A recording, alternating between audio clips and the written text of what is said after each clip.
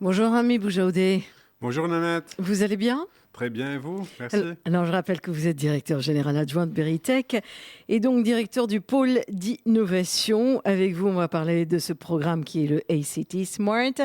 Mais avant d'entamer notre propos, je voudrais qu'on revienne un tout petit peu sur la vocation de Beritech. Alors tout le monde a entendu parler au moins une fois de Beritech dans sa vie, mais je ne suis pas sûre que tout le monde sache exactement ce que c'est. D'accord, d'accord. Veritech a été fondée en 2003 Oui. par les Jésuites, l'Université Saint-Joseph, Mhm. et ça a été créé comme un spin-off de l'université pour supporter tous les jeunes innovants du Liban, de n'importe quelle université, de n'importe quelle carrière. On a commencé dans le domaine de technologie, l'ICT, Information and Telecom and Communication, dans les années 2003. Et avec le temps, on a développé nos activités. On a passé d'un pôle d'innovation à trois pôles d'innovation dans le Grand Beyrouth, et un quatrième qui se finalise à Amchit, HB. Mhm. Quand vous dites pôle d'innovation, qu'est-ce que c'est exactement? Un pôle d'innovation, c'est un centre où on a des entrepreneurs, des jeunes entrepreneurs et des moins jeunes, des startups, des PME qui sont dans un même endroit où on leur offre tout genre de services en plug and play. Alors, ils ont des bureaux, des services, mais ils ont aussi le support, le Business Development Support, où on travaille avec eux pour développer leur business d'une idée à l'international. D'accord. Et là, ACT Smart, donc c'est ce programme dont nous allons parler aujourd'hui, qui va développer 4 axes. Oui. Alors le premier, je crois que c'est le secteur des technologies propres et l'agroalimentaire, qui ne sont pas forcément les plus attrayants, hein, mais qui vont devenir une nécessité. Ça, c'est sûr. Ça, c'est sûr.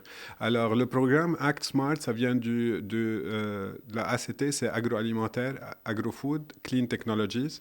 On a vu dans ces secteurs beaucoup d'opportunités. Le programme a deux axes de support. Le premier, c'est l'emploi pour les jeunes. Alors, on croit on croit vraiment dans notre jeunesse, nos jeunes universitaires qui Mhm. d'habitude quittent le pays parce qu'ils n'ont pas d'emploi au Liban. Alors, on a une grande perte dans ces... on appelle ça en anglais brain drain. Ils nous quittent Mhm. et puis on finit par avoir un peu moins d'emplois au Liban, on a du chômage, etc. Alors, le programme...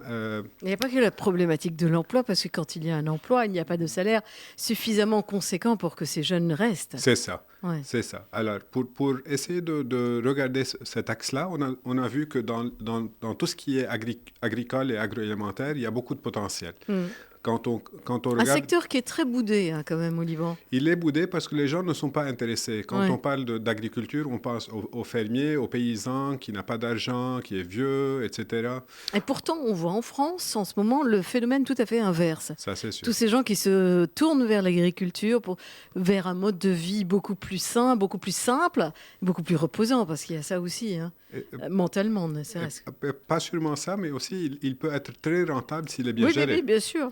Et puis, Et on est son propre patron aussi. c'est ça, Mm. c'est ça. Alors, on travaille dans tout ce qui est... On essaie d'attirer les jeunes dans l'ingénierie, la télécom, le computer science, etc., les sciences, pour regarder ce secteur et voir les opportunités. Quand on a un secteur qui est vraiment fragile, qui a beaucoup besoin d'innovation pour que ça se développe, quand on regarde la crise là où on voit qu'on importe 80% de ce qu'on mange, et c'est le même problématique dans les régions, dans les pays voisins. Mm. On voit Euh, surtout qu'on va plus pouvoir les importer, ces ça 80%. c'est sûr. Ça, c'est clair. Alors, on a vraiment besoin d'innover, on a vraiment besoin de remettre ce secteur à la bonne place. Quand on parle du secteur de conseiller technologie clean tech Mhm. propre, on parle de l'énergie renouvelable, où on a tellement besoin, et on a le soleil, on a le vent, on a tout ce qu'on a besoin pour pouvoir produire de ça. Quand on parle de déchets, qui est un grand problème depuis 2015 et même d'avant, la gestion Étonnant d'eau. qu'on en soit encore là, d'ailleurs. Oui, Mm. alors, et avec la crise maintenant, on voit que la valorisation des déchets, par exemple, est une opportunité aussi à ces jeunes pour voir des opportunités là-dedans. Alors, dans ces deux secteurs, on voit beaucoup de potentiel pour ces Oui, on voit des petites startups, on voit des qui poussent. initiatives individuelles, on Ouais. voit des ONG travailler dessus et on ne voit pas ça comme un business rentable encore. Et pourtant, c'est le cas, hein. Oui, et ça pourrait être, si les gens sont vraiment dirigés Mhm. dans la bonne direction, il y a un cheminement de ces jeunes pour pouvoir se lancer dans le business, comprendre le modèle, le business model, et puis se lancer pas juste au Liban, mais à l'international. Et ça pourra créer des emplois pour ces jeunes, pour d'autres jeunes, et s'ils montent à l'international, bon, on va pouvoir envoyer des jeunes travailler à l'international pour une compagnie libanaise. Alors, vous, votre rôle, c'est de les cadrer ou surtout de les mettre sur la voie qui va être la plus rentable pour eux. Je parle par exemple d'une start-up. Oui. Alors, on travaille dès le début. Par exemple, ce week-end, on était à Balamand. Mhm. C'est quelque chose qu'on appelle un ideathon. Mhm. Un ideathon, c'est du nom du marathon et de l'idée. Alors, on prend les jeunes, on avait une quarantaine de jeunes qui se sont présentés. Ils ont passé tout un week-end pour travailler sur une idée et la convertir à un business model Mhm. simplifié. Et dans ça, on essaie d'initier cet instinct entrepreneurial dans leurs esprits. On essaie de travailler en équipe, etc. Alors, on commence avec eux du ideathon jusqu'au lancement de leur start-up et un Mhm. peu plus, à l'investissement dans ces start-up, etc. On a un réseau d'experts, de mentors, de coachs qui travaillent avec eux durant ce temps-là. Et on essaie de les diriger ou d'essayer de travailler avec eux pour essayer de dépasser les mines, Passer les les obstacles. obstacles, Ouais, d'accord. les obstacles et aller plus vite Mhm. dans ce système d'accélération.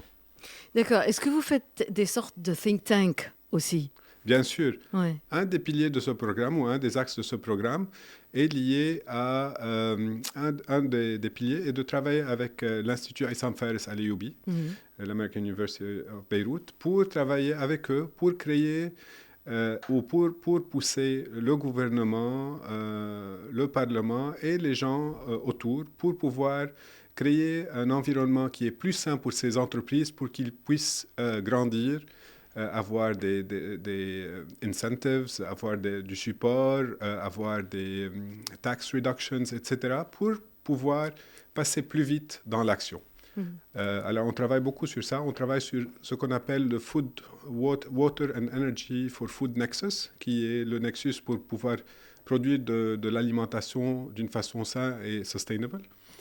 Euh, Donc vous faites beaucoup dans le développement durable. Bien sûr, ça Ouais. c'est très important. C'est dans Ouais. les principes de Veritech. C'est dans les principes élémentaires. Ouais. Alors, et quand vous mettez en place des propositions comme celle-ci, et pour qu'elles puissent aboutir à long terme, est-ce qu'il vous arrive de tendre la main ou est-ce que les institutions étatiques vous tendent la main pour travailler ensemble? On travaille ensemble, on informe les Est-ce instituts. que derrière tout ça, il y a du lobbying, en d'autres termes? Il y en a un peu, oui, ça c'est Ouais. sûr. On essaie de pousser le plus possible l'agenda d'innovation dans ces secteurs-là. L'agenda de la création d'emplois, l'agenda du développement durable Mhm. et l'agenda de garder ces jeunes au pays pour pouvoir travailler. Ça, c'est sûr. Mhm. Alors, il se fait que tous les quelques temps, dans nos journaux, et bien c'est comme ça qu'on part à la découverte d'ailleurs de nos jeunes qui sont souvent expatriés et qui mettent en place des nouvelles inventions, des innovations dans des laboratoires médicaux, etc.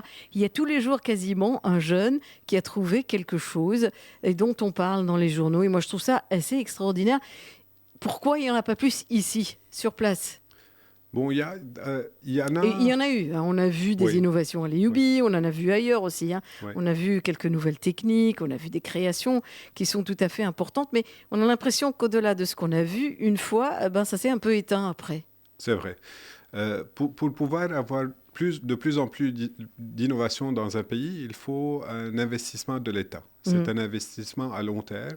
Et l'État, d'habitude, met des bourses, des fonds d'investissement, des fonds de support pour que ces idées commencent à grandir. Et puis, il y a des investisseurs qui investissent dedans. On a deux problèmes au Liban. Le premier problème, c'est que le système universitaire, et ça commence à changer, on est très content de voir ça, mais historiquement, le système universitaire au Liban était basé sur le nombre de publications dans des revues Bien scientifiques. sûr, de renom. Et ça, c'était super important. Les chercheurs Ça devaient... l'est toujours. Hein. Ça l'est toujours Ouais. et ça doit toujours l'être. Mais la phase de convertir une recherche à un produit Brevet. commercial, un brevet, Ouais. un produit commercial n'était pas une nécessité ou une obligation des universités. Par contre, quand on regarde le Liban, avec tout le potentiel qu'on a, si on peut convertir ces recherches en brevets et en produits commerciaux pour aider l'industrie, les secteurs agricoles. Avec une production locale, surtout. Avec une production locale, bon, on pourra vraiment parler du knowledge economy, vraiment parler de ce qu'on peut faire pour se différencier du reste de la région, se différencier et être plus compétitif que le reste. Un des piliers qu'on a dans ce programme aussi, c'est des bourses. On travaille ça avec le Industrial Research Institute du Liban. C'est une organisation qui est gouvernementale. Et avec eux, on va donner 4 bourses de 25 000 $ chaque pour des chercheurs dans des universités pour pouvoir les aider à convertir leurs recherches dans des brevets qui pourront être, en fin de compte, qui pourraient créer une entreprise ou un produit commercial qu'on peut utiliser dans le domaine économique. Est-ce que les universités n'ont pas elles-mêmes un fonds alloué à ce genre de mission, justement? Pas vraiment. C'est dommage, ça, parce qu'ils pourraient en avoir avec des donateurs. Il y a quand même de quoi faire. Ça commence à se faire. Ça commence à se faire. Donc, on voit plusieurs universités qui ont créé leur policy, leur loi interne pour gérer ça. Parce qu'avant ça, il n'y avait pas de loi interne dans l'université pour pouvoir gérer ces brevets ou le processus de brevetage. Et maintenant, on a plusieurs universités, les grandes universités du Liban, ont commencé à faire ça. Ils ont vu la valeur et ça fait partie de leur accréditation internationale. Alors, ça devient de plus en plus une nécessité. Il y a un travail au niveau national avec la CNRS Liban pour pouvoir créer un centre de transfert de technologie aussi au niveau national pour aider les autres universités à pouvoir faire ça. Alors, est-ce que vous avez un exemple frais en tête à nous citer, par exemple, qui aurait résulté de tout ce support? Bien sûr. Dans le domaine des startups, le programme qui est lié à l'agriculture, l'Agritech, le programme Agritech, s'est lancé il y a 3 ans. Alors, on a 2 cycles qui ont commencé. On est dans le 3e cycle maintenant. Et le programme en total a été financé par l'ambassade des Pays-Bas à Beyrouth. Mais une des startups qu'on a supportées, elle travaille dans tout ce qui est gestion d'insectes dans le produit, dans les fermes, dans les pommiers, etc. Et ce qu'ils ont fait, Donc c'est lié aux pesticides aussi? Oui. Alors, on a un grand problème de pesticides au Liban. Un très grand problème. Un très grand problème. Les fermiers pensent que s'ils mettent beaucoup de pesticides sur les produits, bon, ils vont vendre des produits qui sont très beaux, bien arrondis, avec une belle couleur, mais ils contiennent beaucoup de poison. Et ces produits, on ne peut pas les exporter parce qu'ils ont un taux de pesticides, un taux de toxication qui est très élevé. Alors, ces jeunes femmes qui font partie d'une équipe, on travaille sur un instrument qui peut détecter les insectes, savoir leur concentration dans les champs, et puis avec l'aide d'une caméra intelligente, avec l'aide de Artificial Intelligence, l'intelligence artificielle, ils travaillent sur un algorithme qui lie les coordonnées du temps, du climat, etc., avec la concentration d'insectes, et peuvent envoyer par SMS aux fermiers des recommandations où et comment agir pour réduire l'infestation de ces insectes. Ce qui fait que la production, l'application des pesticides pourra être réduite à 70%. Est-ce que justement là, ils ne risquent pas de rencontrer une réticence des fermiers?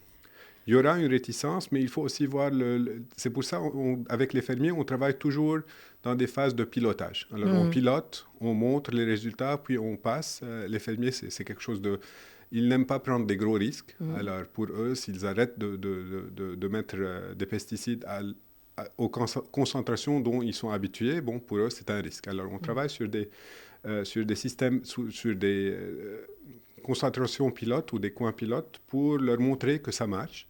Et avec ça, on peut transférer ça. On leur montre aussi l'effet économique. Bon, si on peut réduire l'application des pesticides par 70%, on pourra vraiment augmenter leur profitabilité, en même temps les aider à pouvoir exporter ces fruits et ces légumes qui peuvent sortir du pays parce qu'ils ont un taux beaucoup moins fort que les produits qui sont maintenant. Sachant qu'on a quand même peu de produits qui pourraient aller à l'export, on est à peine autosuffisant. Vous parlez des pommes, peut-être que les pommes, oui, mais puisqu'on en a vu tellement qui ont été distribuées quasiment, il y en avait en trop. Mais est-ce qu'aujourd'hui, tout le reste de nos récoltes est suffisant à notre consommation? Oui, ça dépend des produits, ça dépend du cycle de l'année. Par exemple, on exportait beaucoup de bananes en Syrie, Oui. par exemple, parce que le coin sud du Liban a un microclimat qui est bien pour les bananes, par exemple. L'avocat, c'est un fruit qui commence À prendre, à oui. prendre, à Mhm. exporter du Liban, Mhm. etc., etc. Il y a les cerises aussi.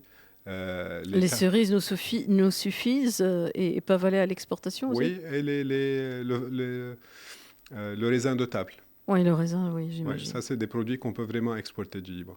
Alors, il s'agit, au-delà de l'action d'exporter ces produits, de rassurer aussi le consommateur aujourd'hui beaucoup plus soucieux de ce qu'il a dans son assiette, vu tout ce qu'on voit autour de nous, hein. Ça, c'est sûr.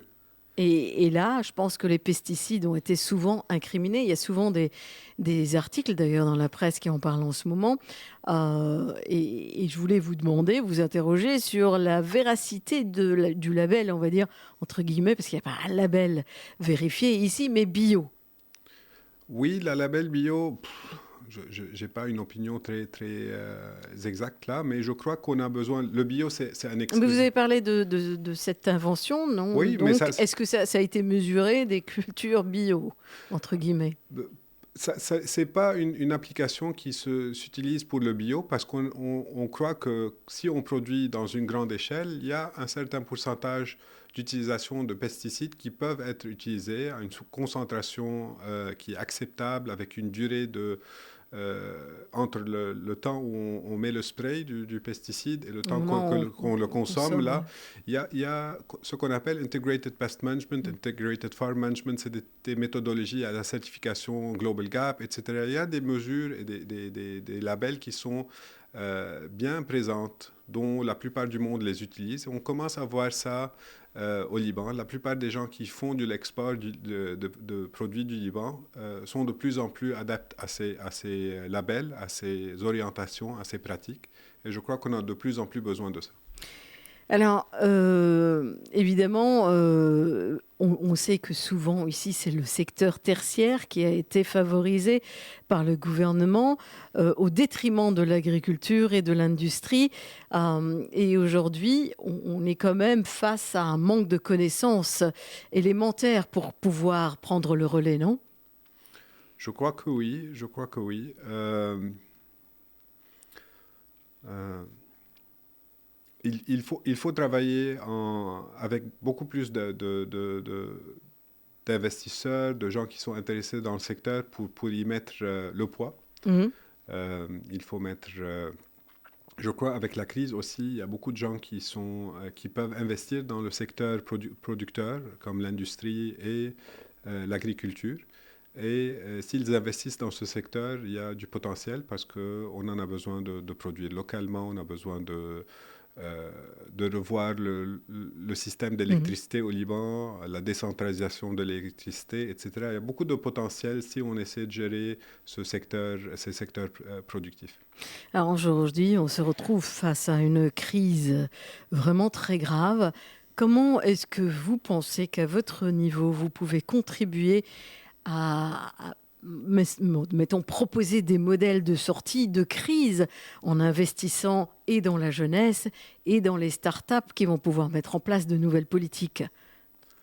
Bon, il y a plusieurs angles là où on peut faire un peu plus d'influence. Le premier axe, c'est le support aux jeunes dans tout ce qui est création d'entreprises et d'emplois. Et là, on a ces 18 ans d'expérience où on peut les mettre dans le support des jeunes. On a aussi des contacts avec des universités et des incubateurs à l'étranger, aux Pays-Bas, en Europe, où on peut utiliser ce réseau et présenter nos startups à l'international pour qu'ils puissent lever de fonds à l'externe aussi. Ça, c'est d'un côté. Est-ce que vous avez des pays privilégiés avec lesquels vous travaillez quand vous présentez à l'international?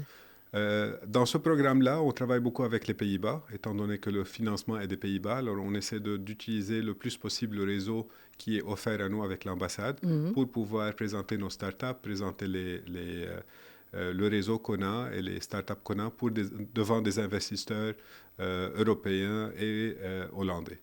D'un autre axe, on a aussi créé un cluster il y a 1 an. Ça s'appelle Kout. En arabe, c'est Kout, ça veut dire ce que le fermier d'habitude prend chaque jour avec lui au champ pour manger. Et ce cluster est un cluster de PME innovantes. On a dans le cluster maintenant une 40aine d'entreprises et ça doit monter à peu près 100 entreprises dans l'année qui vient.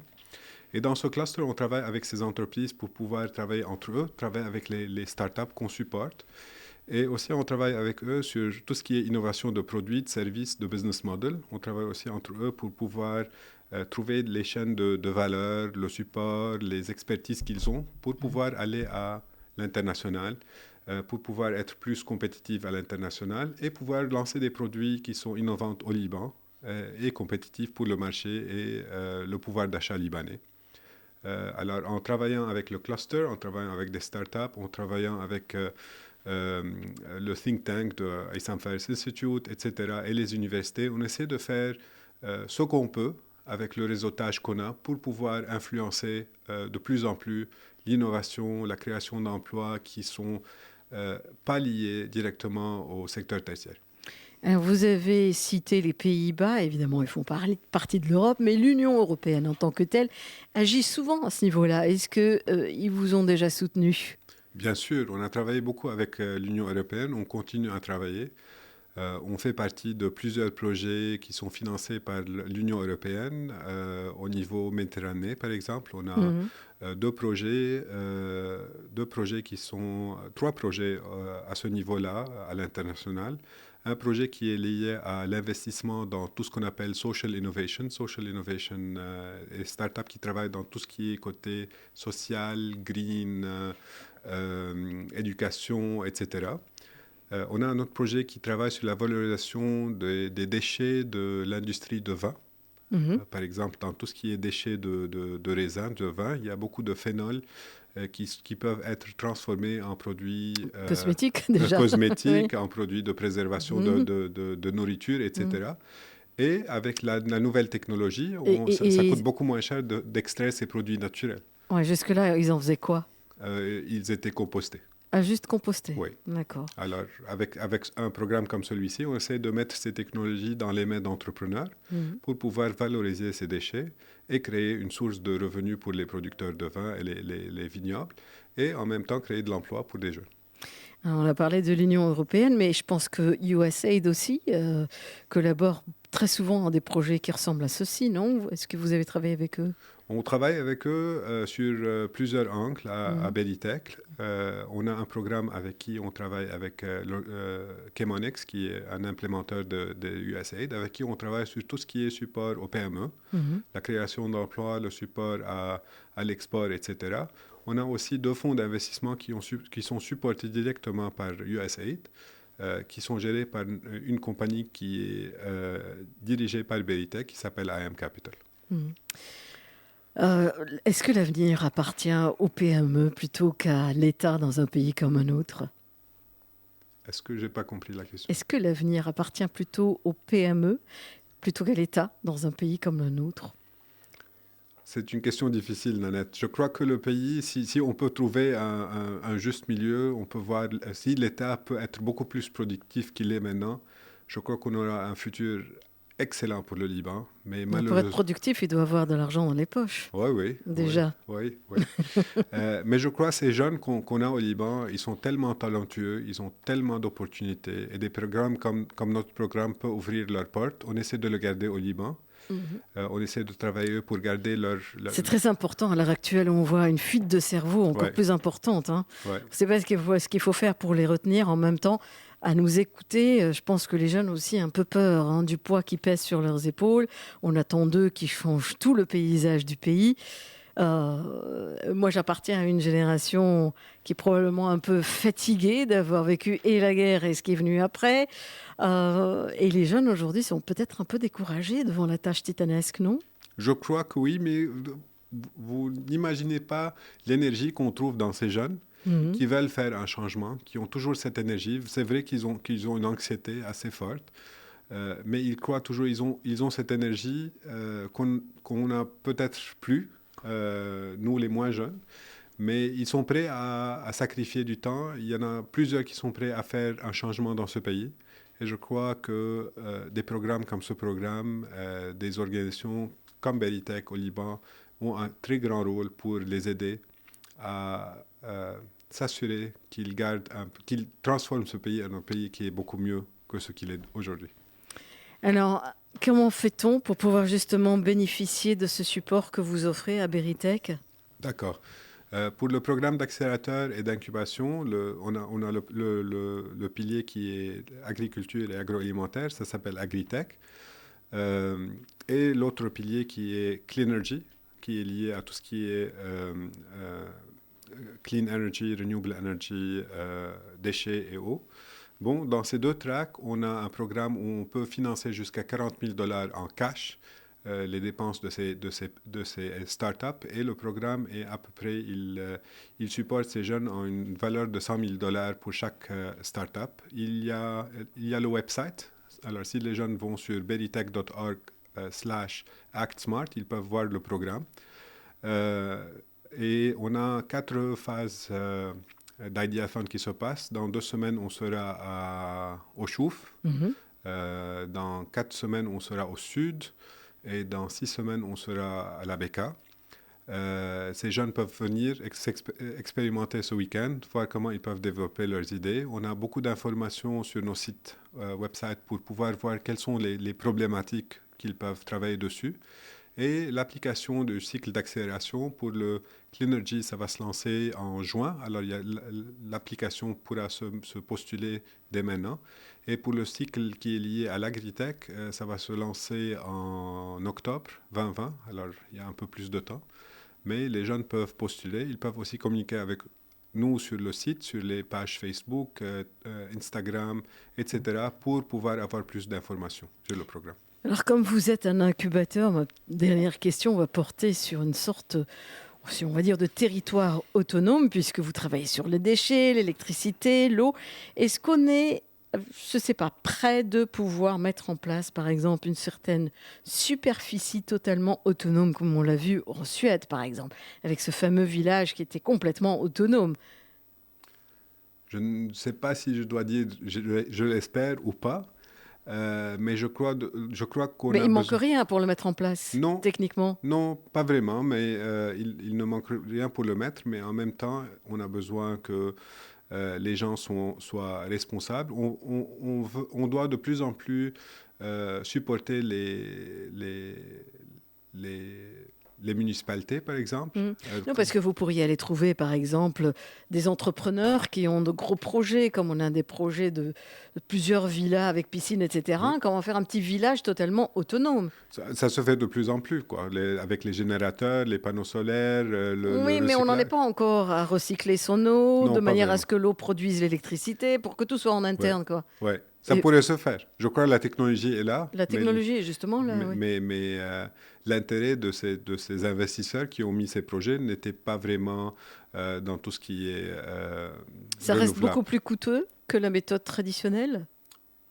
Ça dépend je crois qu'on a besoin d'un support financier pour pouvoir mettre toutes ces technologies en place pour Mm. commencer.